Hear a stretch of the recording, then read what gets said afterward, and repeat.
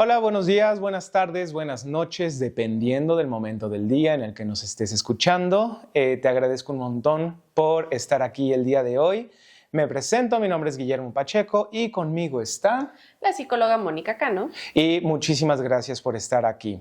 En este nuevo capítulo de Conversando con el Elefante, donde lo vamos a titular Cuando el amor es violencia.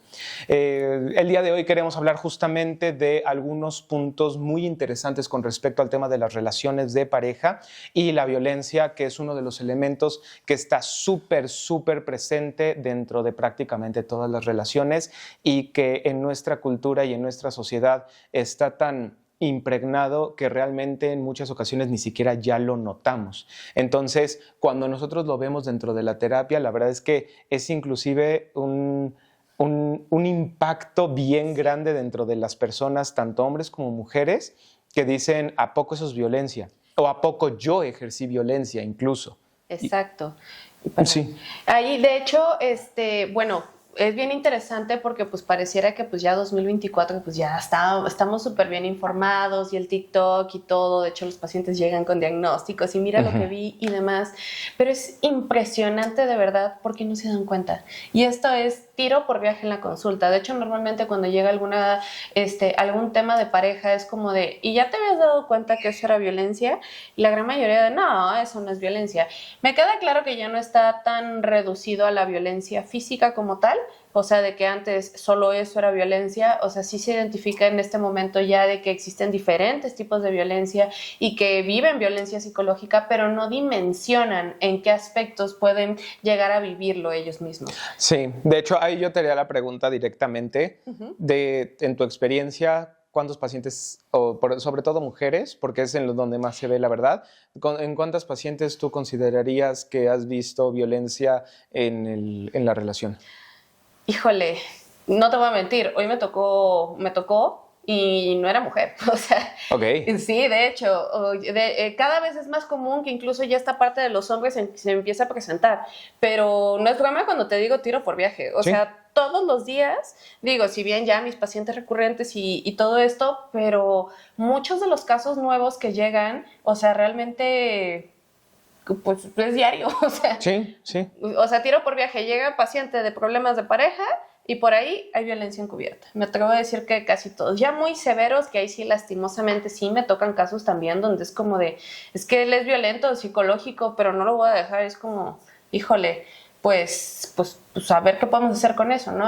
Claro. Incluso para ayudar a la persona y para sufrir mucho menos en la relación, tristemente. Claro, sí, totalmente. De hecho, algo que nos pasa en general, y yo lo diría en mi caso muy particular, no me atrevería a decir de 10 de 10 de personas, pero sí, a lo mejor inclusive sí podría 9 de 10, 8 de 10 personas sí llegan a vivir el tema de violencia, lo cual es un número extremadamente alto, que justamente ahí, en ese sentido, la verdad es que es algo que sí tenemos que aprender a ir modificando y tenemos que aprender a hacer muchísima conciencia de esto, que de hecho en ese sentido ahí es donde viene un tema, porque a lo mejor las personas muchas veces pensarán, bueno, entonces ves personas que han sido golpeadas todo el tiempo. No. Ahí es donde tenemos que hacer la diferenciación entre los temas de violencia o los tipos de violencia. ¿Cuántos tipos de violencia existen? La verdad es que existen varios. Existe lo que es la violencia verbal, lo que es la violencia psicológica, lo que es la violencia patrimonial, lo que es la violencia física. Incluso hoy otro tipo de violencia que le vamos a llamar violencia íntima por temas de YouTube y que nos pueden censurar el video. Entonces lo vamos a llamar violencia íntima, pero es uno de estos tipos de violencia que es de los más complejos y que han movido inclusive movimientos como Me Too. Entonces, en ese sentido, es un montón de temas relacionados a la violencia y las relaciones. Entonces, por esa misma razón, me atrevo a decir que tantas personas viven violencia, porque justamente ya sea verbal, psicológica, física, etc. Y lo que muchas veces pasa es que hasta que no llega a ser física, las personas dicen, pues es normal, aguántate. Exactamente. De hecho, ahí sí, para darles un poquito de datos, aquí, bueno, tenemos varias estadísticas al respecto, pero de acuerdo con una encuesta nacional sobre violencia en el noviazgo, el 76% de los adolescentes entre 15 y 17 años ha sufrido algún tipo de violencia de todo tipo, ¿no? Entonces, digo, aquí sí es bien interesante porque, por ejemplo, tenemos 17%, estamos hablando de esta violencia íntima que señalamos, y también tenemos el 15% de violencia física. Tomemos en cuenta, 76% de todos los adolescentes entre 15 y 17 años.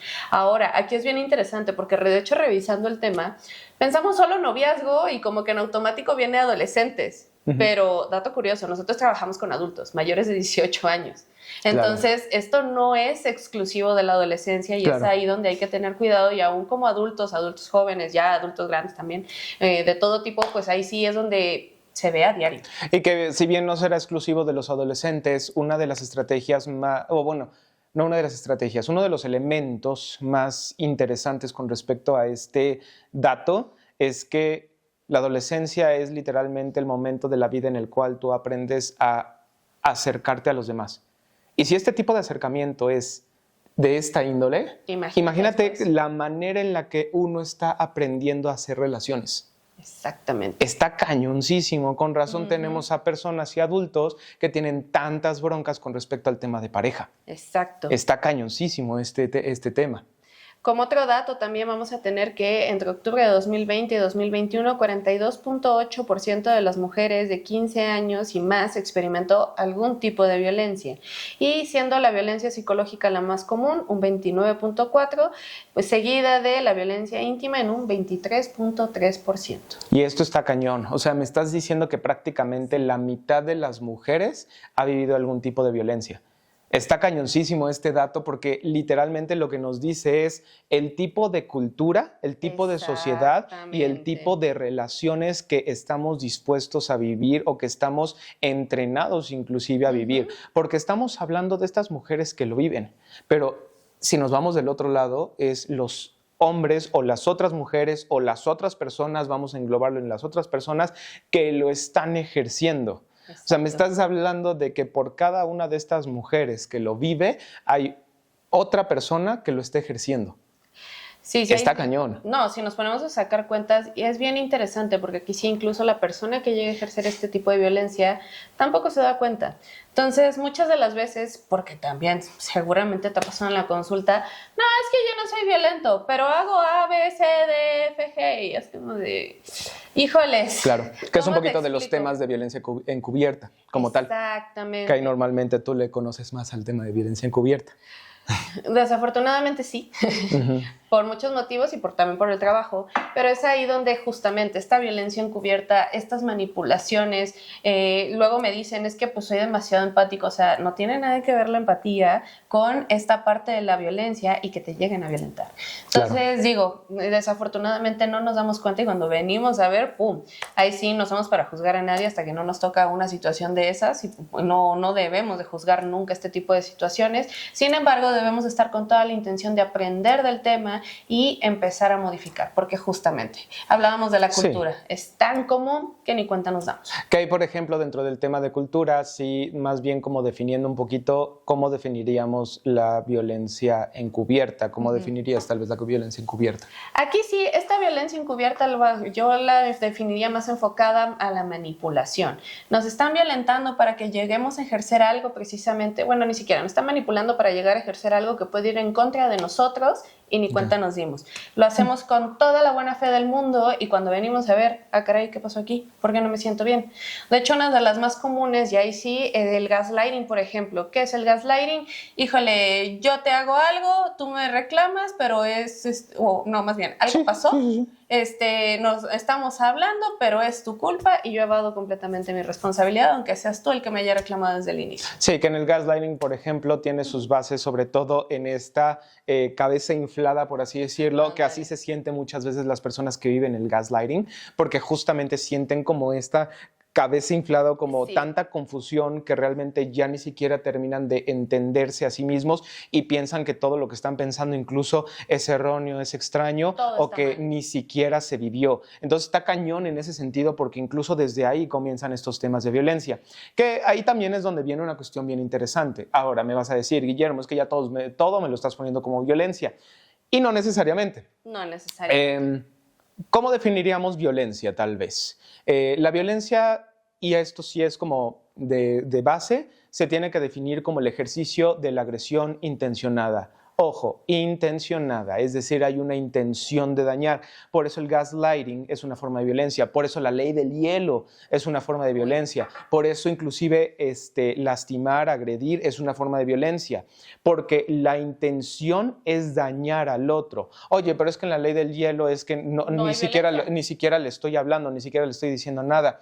Sí, pero en medio de una discusión, dejas de hablar con la persona porque dices, estoy enojado contigo, voy a dejar de hablar contigo, pero ni siquiera se lo comunicas, ni siquiera le dices, oye, estoy molesto, no voy a hablar contigo por la próxima hora, por el próximo día, necesito aclarar mis ideas, ni mucho menos. Si explicamos y anticipamos. Exactamente, y no se hace este ejercicio, simplemente te dejo de hablar, te dejo en visto, te ghosteo y entonces, ¡pum!, ya no sabes nada de mí y te quedas totalmente confundida porque literalmente es, ¿qué dije, qué hice, cómo actué?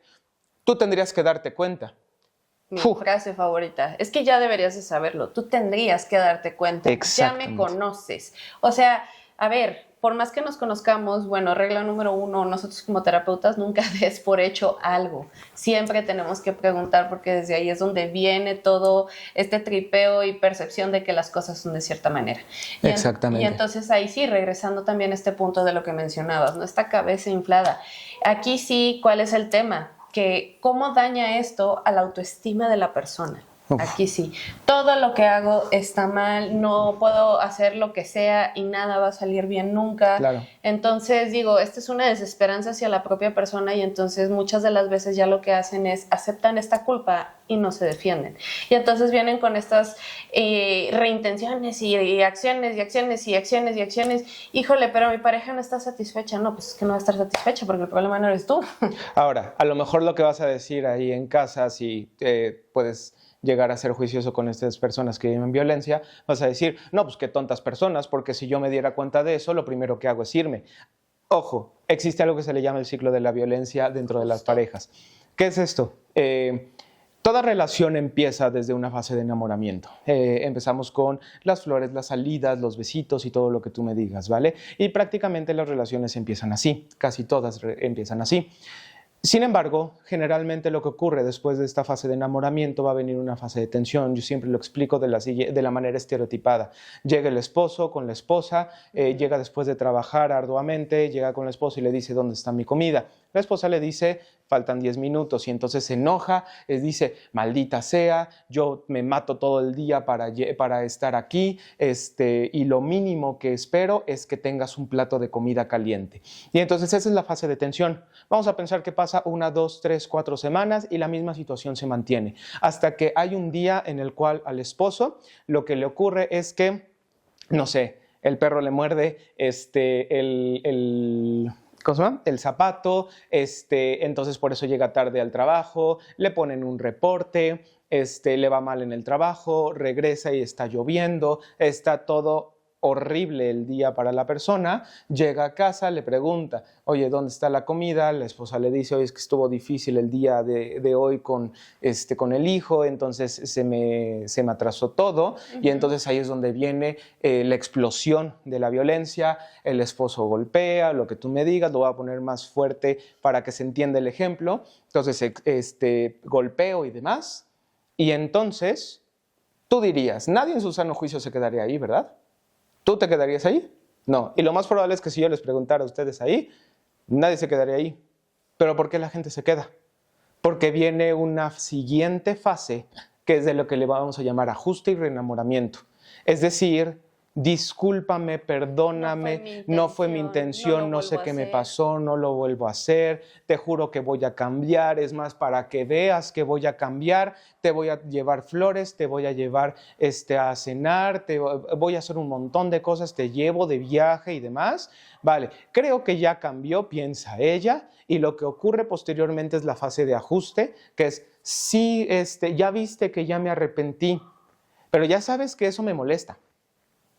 Y entonces, ¡pum!, ya ajustamos. Ya sabes que eso me molesta. Por ende, las próximas veces que vengan fases de tensión, porque esto es un ciclo, las próximas veces que vengan fases de tensión, van a venir fases de tensión bastante ajustadas, lo que significa tú ya sabes. Entonces, la próxima vez que yo explote, va a ser tu culpa. Y entonces tenemos un montón de personas que son víctimas de violencia que dicen es mi error y es mi culpa. Entonces, lo que ocurre literalmente es, se empieza a continuar el ciclo de violencia y las personas se terminan viendo adentro de la relación y muchas veces inclusive valoran el ya llevo tanto tiempo en esta relación que cómo voy a bajar los brazos en este momento. En algún momento puede cambiar o en algún momento va a cambiar. Y eso es gracias a estos vistazos o a estos bosquejos de que es una buena persona o te trata bien o te lleva a cenar. Lo que yo aquí mencionaría es exactamente lo mismo que inclusive en algún momento le conté a una paciente que me decía, oye Guillermo, es que mi esposo es súper buena onda, es súper agradable, yo ahora sí que sé perfectamente que no me está poniendo el cuerno, trata muy bien a mis hijas y demás, y le dije, Ana, no sé para dónde quieres ir con esto que me estás diciendo, pero nada de lo que me estás diciendo es ajeno o fuera de lo mínimo que podrías esperar en tu esposo. Exacto. Dice, ¿cómo? Pues sí, no creo que te hayas casado esperando que te ponga el cuerno, ¿verdad? No, pues lo mínimo que puedes esperar es que no te lo ponga. No creo que te hayas casado esperando que te golpee, ¿verdad? Sí, pues lo mínimo que puedes esperar es que no lo haga. No creo que te hayas casado esperando que te lastime, ¿verdad? O que te agreda psicológica o verbalmente, ¿verdad? No, pues lo mínimo que puedes esperar es eso. Entonces viene una cuestión bien importante con la violencia, porque lo que muchas veces nos pasa es que empezamos a justificar. Empezamos a justificar porque, pues es tantito nada más. Todo lo demás es bueno, excepto eso. Exactamente. No sé tú, pero la típica frase que escucho en la consulta es, pero es que todo en la relación es perfecto hasta que nos peleamos. Sí. Y es como, a ver, o sea, el hecho de que solo sea durante la pelea no significa que esté bien. Yo tengo una expresión para eso. Es como si yo no chocara un coche, porque no tengo coche. Es como, claro que no vas a chocar un coche si no lo manejas. A lo mejor te va a tocar chocar un coche si lo manejas, pero tienes que hacer todo lo necesario para no chocarlo. Manejar a los límites de velocidad, tenerlo bien aceitado el coche, revisar todo lo que necesitas para que no choque. Entonces es bien interesante porque literalmente es lo que me estás diciendo. Exacto. No, pues yo no choco el coche porque no lo manejo. También. No, es que no me violenta porque no me peleé con él. Hasta que me peleo, ahí es donde es cuando me violenta. No, pues, o sea, no me funciona mucho eso. Ahí es donde tenemos que aprender a ser realistas y de hecho aquí sí la parte importante viene dentro de la terapia, hacerles conscientes de que esto no es digno de minimizarse, sino todo lo contrario, que nada más en general se está cocinando un problema muy lentamente, sigilosamente, y entonces ahí es donde si no intervenimos desde un inicio y si no empezamos a modificar esto, claro, pues es ahí donde van a venir los problemas.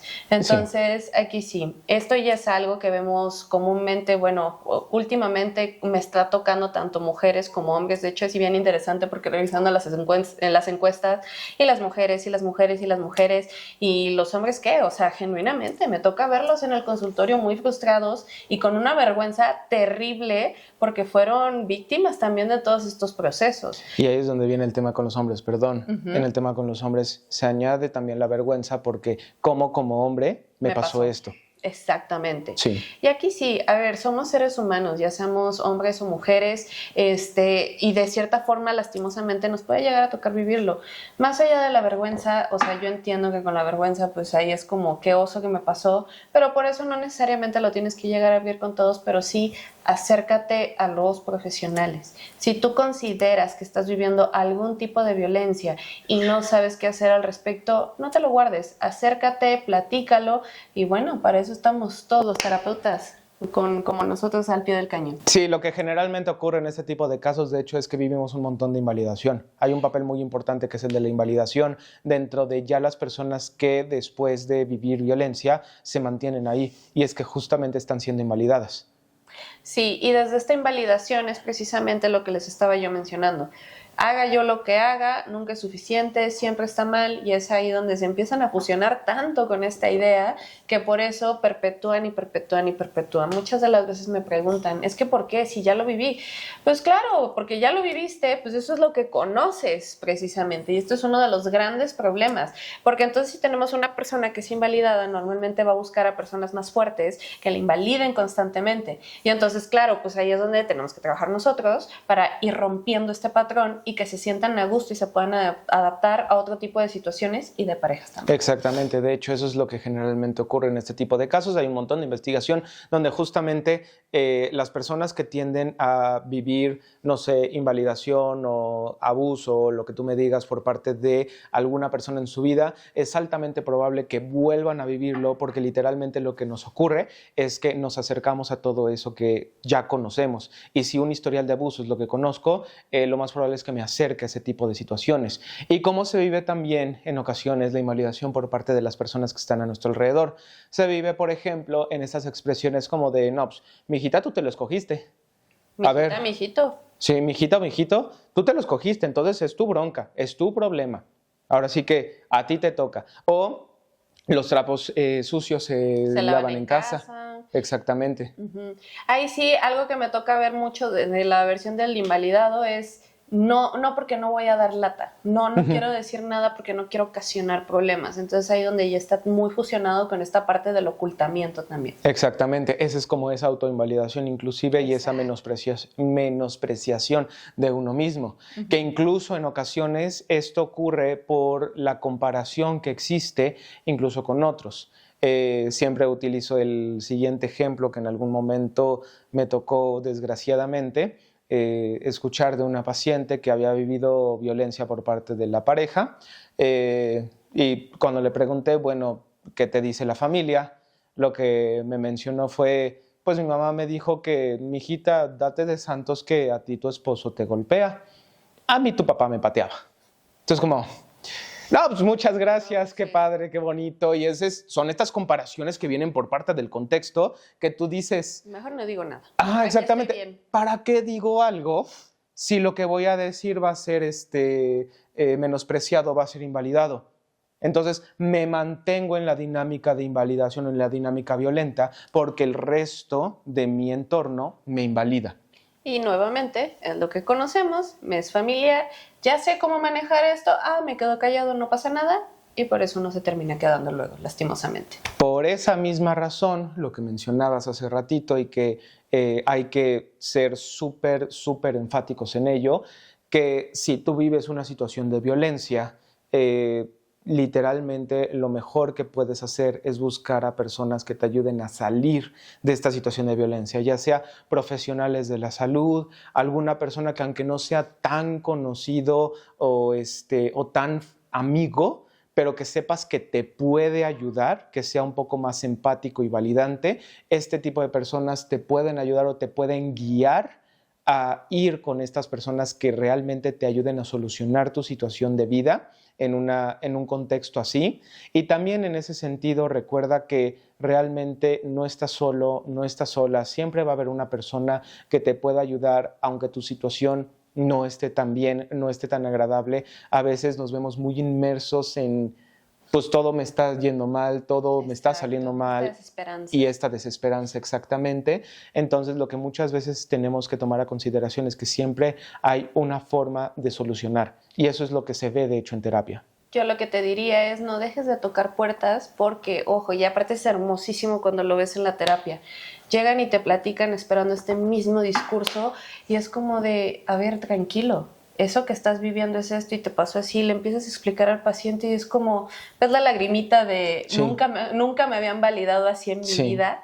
Entonces yo sí les diría, híjole, de verdad no se den por vencidos, sigan buscando ese apoyo. Exactamente. Y si tú conoces a una persona que está viviendo una situación así o tú quisieras saber si estás viviendo una situación así, recuerda acercarte a tu profesional de salud, inclusive de salud mental, vaya, e inclusive algo que puedes hacer y que funciona muy bien es utilizar el violentómetro. El violentómetro es un excelente recurso que es básicamente fue una iniciativa por parte de algunas universidades, entre ellas la UNAM, el Poli, y, y que ayudaron a crear este recurso para identificar los niveles de violencia. Básicamente, y con niveles de violencia nos referimos a conductas violentas dentro de la relación que tenemos normalizadas, que van desde una ofensa verbal leve hasta abuso íntimo, básicamente. Claro, exactamente. Entonces, tú puedes revisar aquí en el violentómetro si estás viviendo algún tipo de esta violencia, y si estás viviendo algún tipo de esta violencia, lejos de decir, bueno, pues ya ni modo, ya pasó y pues ya me quedé con esto. Recuerda no invalidar esto, sino por el contrario, buscar personas que te puedan ayudar en una situación así. Entonces, siempre hay una opción, siempre hay una esperanza, siempre hay una forma de solucionar estas situaciones. Entonces, te agradecemos un montón por haber visto este video, habernos escuchado en Spotify y recuerda, si estás viéndonos en YouTube, darle like, suscribirte, tocar la campanita para que te lleguen las notificaciones de nuestros futuros videos de Conversando con el Elefante. Y si estás en Spotify, recuerda compartir este podcast a una persona que consideres que pueda necesitarlo y que pueda ayudarle a saber toda esta información. Por mi parte, Guillermo Pacheco y conmigo, te agradecemos un montón por escucharnos el día de hoy y recuerda que nosotros somos tus aliados en el camino a la claridad.